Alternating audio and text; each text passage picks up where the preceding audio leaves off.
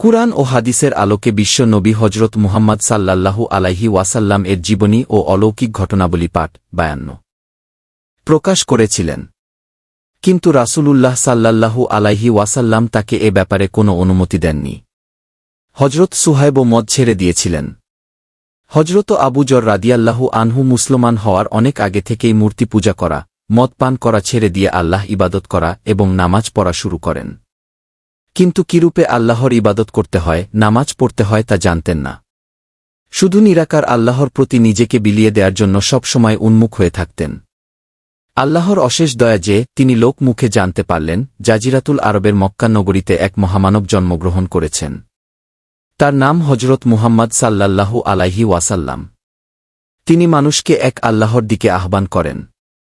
হজরত আবু যর রাদিয়াল্লাহু আনহু সঠিক সংবাদ সংগ্রহের জন্য তার ভাইকে পাঠিয়ে দিলেন।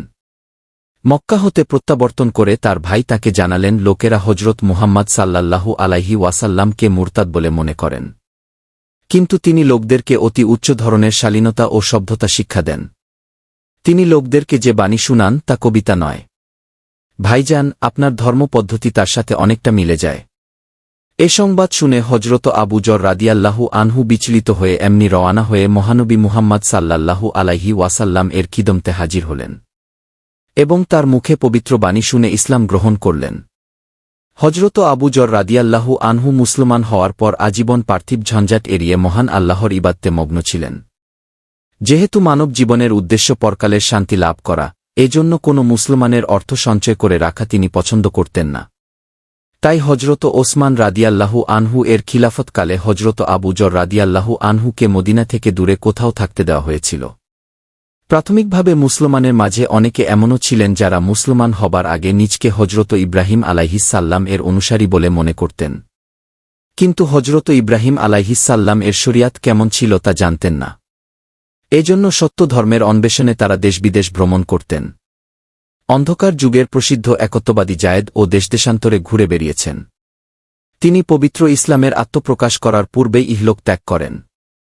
কিন্তু তার সুযোগ্য সন্তান হজরত সাইদ রাদিয়াল্লাহু আনহু মহানবী হজরত মুহাম্মদ সাল্লাল্লাহু আলাইহি ওয়াসাল্লাম এর খিদমতে উপস্থিত হয়ে বুঝতে পারলেন যে মহাসত্যের জন্য এবং যে মহাপুরুষের খোঁজ করতে করতে এক সময় না পাওয়ার দুঃখ বুকে নিয়ে তার পিতা ইন্তেকাল করলেন, ইনিই সেই মহাপুরুষ এবং ইসলামই সেই সত্য ধর্ম।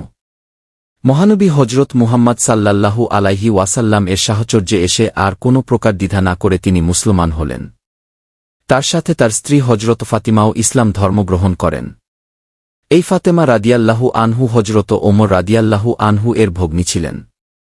নৌমুসলমানদের মধ্যে অধিকাংশই ছিলেন অল্প বয়স্ক। এদের মধ্যে অনেকের বয়সই ২০ বছরের কম ছিল। তাদের অভিভাবকরা ছিল ইসলাম বিরোধী কাফির। এজন্য তারা নিজেদের মুসলমান হওয়ার কথা গোপন রাখতে চেষ্টা করতেন। এই অগ্রবর্তী মুসলিম দলের কেউ কোরাইশদের সমাজে কোনো বড় পদ বা সর্দারির অধিকারী ছিলেন না। এদের অধিকাংশই ছিল দীনদরিদ্র। এদের মধ্যে অনেকেই পরাধীন দাসও ছিলেন, যেমন হজরত আম্মার, হজরত খাব্বাব, হজরত সুহায়ব প্রমুখ রাদিয়াল্লাহু আনহু। মক্কার ধনকুবের ও নেতাদের দরবারে এদের কোনো মর্যাদা ছিল না। বিপদে তাদেরকে সহায় হবে, তাদের পাশে এসে দাঁড়াবে অথবা কোনো আঘাত এলে প্রত্যাঘাত করবে তেমন সাহায্যকারী ও ছিল না। সমাজে তারা ছিলেন লাঞ্ছিত ও পদদলিত। এই জন্যই তারা যখন হজরত মুহাম্মদ সাল্লাল্লাহু আলাইহি ওয়াসাল্লাম এর দরবারে বসতেন তখন কোরাইশ সর্দাররা উপহাস করে বলত, উচ্চারণ আহাউলাই মান্নাল্লাহু আলাইহি মিম বাইনিনা, অর্থ তোমাদেরকে বাদ দিয়ে আল্লাহ তাআলা কি এদের প্রতিই মেহেরবানি করলেন। মুসলিম কাফিরেরা মনে করত যে দরিদ্রতাই তাদের মনমানসিকতা হেয় ও ঘৃণ্য হওয়ার কারণ।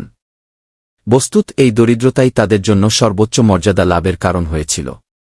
আল্লাহ ও রাসূলের দরবারে তাদের যে মর্যাদা, বিশ্বজাহানে তার কোনো তুলনা নেই। ধন দৌলতের গৌরব মানবহৃদয়ে আত্মম্ভরিতা ও দাম্ভিকতার জন্ম দেয়। সুতরাং ধনসম্পত্তির অধিকারী হলে মানুষ সহজে সত্যের সামনে মাথা অবনত করতে পারে না। সত্যের আলো থেকে বঞ্চিত সে চির অন্ধকারে নিমজ্জিত হয়ে ধ্বংসপ্রাপ্ত হয়। আর দরিদ্রের হৃদয় সম্পদের লোভ, প্রতিপত্তি, অহংকার প্রভৃতি কলুষকালিমা হতে সম্পূর্ণভাবে পবিত্র থাকে। ইসলামের অভ্যুদয়ের সাথে সাথেই সত্যের শুভ্র উজ্জ্বল আলোয় তার অন্তর ভোরের আকাশের মতো উদ্ভাসিত হয়ে উঠে এবং এই পবিত্র আলোয় সে অন্তত সুখের জীবন লাভ করতে এবং আল্লাহর অফুরন্ত নিয়ামতের অধিকারী হতে সক্ষম হয়। এজন্য সব সময় আর্থিকভাবে দুর্বল মানুষেরা আল্লাহর প্রেরিত মহাপুরুষদের প্রথম অনুসরণকারী হন। দরিদ্র মৎস্য শিকারী জেলেই সবার আগে হজরত ঈসা আলাইহিসসাল্লাম এর নবুয়তের প্রতি ঈমান এনেছিল। যারা হজরত নূহ আলাইহিসসাল্লাম এর বিশিষ্ট সহচর ছিল তাদের সম্পর্কে কাফেরেরা বলত। উচ্চারণ ওয়ামানারা কাত্তাবা আকা ইল্লাল্লাইনা হুম আরাইলুনা। অর্থ আর আমরা দেখছি যারা নিজ সম্প্রদায়ের লোক তারাই আপনার অনুগত হয়েছে। আবুল আরকামের পুত্র হজরত আরকাম রাদিয়াল্লাহু আনহু 11 জনের পর পবিত্র ইসলাম গ্রহণ করেন। সাফা পাহাড়ের পাদদেশে তার বাসস্থান ছিল।